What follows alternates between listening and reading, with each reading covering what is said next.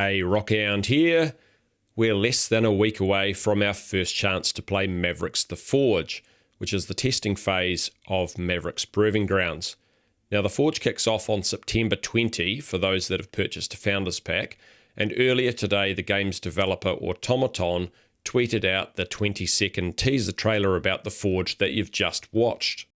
They also said that while we won't have a full video today, they didn't want to leave us with nothing before a big update that they'll provide next week, just prior to Founders gaining access to the Forge.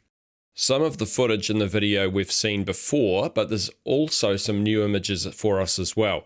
So I'll give you my usual in-depth analysis of what you might have missed. Let's take a look at some of the broader details first, and then we'll examine the harder to spot things. Firstly, the video is backed by what might actually be in-game music for Mavericks The Forge.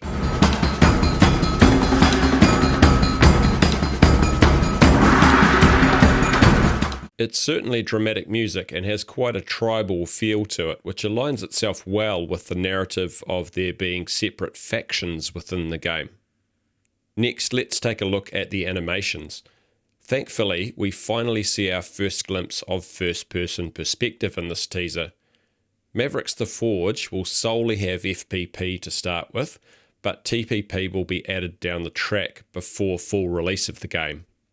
In this first shot, we see a blurry view of an AK-47 being held in the hip-fire position. It's a bit hard to make any real judgment from this shot, but then we go on to see two separate snippets of a player running with an AK through the video.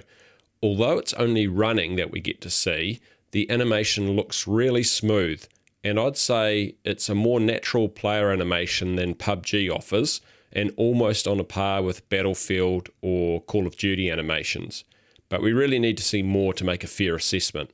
Hopefully it's a hint of good things to come on the animation front, especially knowing that the devs were working really hard on updating their original animations.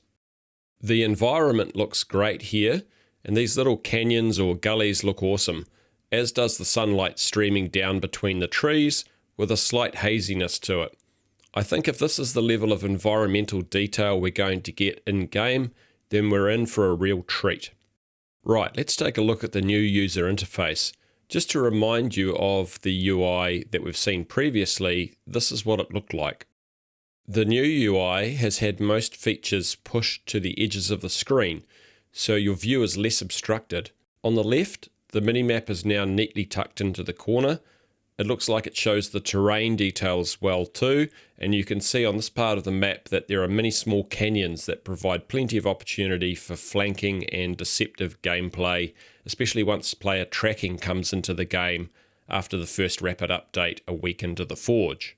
Above the minimap we have the indicators for the number of players remaining in the game and also the number of kills. The space between these two and the minimap will likely show the time remaining until the safe zone closes, and also whether or not you're actually within the safe zone. The top left of the screen is left empty, which is actually a really good move because it means that streamers have an easy place to put their webcam and other details, which many games don't seem to really consider. The compass at the top has changed as well, and here only shows a single large bearing in the center. However, I wouldn't be surprised if small numbers for bearings to the left and right are shown down the line. In this shot we can see that the compass actually changes from numbers to cardinal and intermediate directions when facing those bearings. In other words, it shows south or southeast instead of 180 or 135 respectively. The top right shows the Mavericks The Forge logo, which I would expect will stay there so that people can identify gameplay footage as not being from the final release of the game once the NDA is lifted during the Forge and content creators are able to share gameplay. The bottom right of the UI has seen quite a lot of change to how weapons are displayed. The guns are now shown on some sort of rotating display, with the AK being on slot 1 here, and what appears to be a pistol grip shotgun shown in position 2.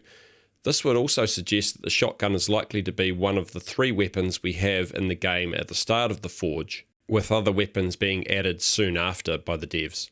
Now I'm presuming that when you change weapons, the dial on the side of the screen will rotate, and the AK would move down and become smaller like the shotgun currently is, and the shotgun in turn would also move down and become the size of the AK.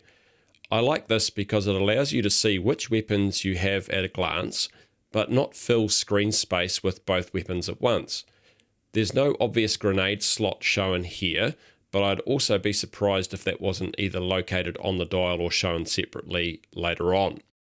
To the left of the primary weapon is the number of rounds remaining, and below that the shooting mode, with an infinity symbol showing we're currently in auto mode.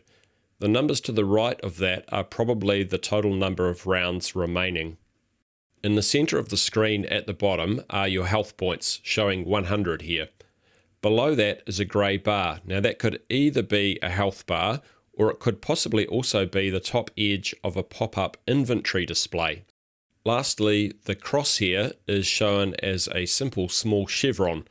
Previous footage showed us that crosshairs vary from weapon to weapon. Overall, I really like the new UI. It obstructs your view less than the old one, and has a great layout that allows the primary info you need to stand out, while still providing more minor info as well. The only other new image we see is this shot here, where we have the male and female faction characters displayed with their respective styles of clothing. Note that as well as the 4 main factions, there is a 5th faction here, which is either the Capital Forces or just a neutral faction. Hopefully we'll find out more about them in next week's major update. That wraps up this video. Now it's going to be a big week next week with an update from the devs and finally our first chance to play the game.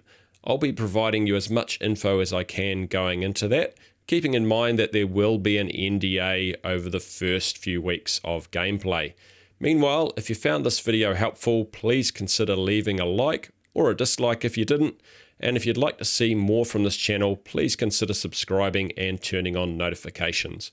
Thanks for watching and enjoy the rest of your day.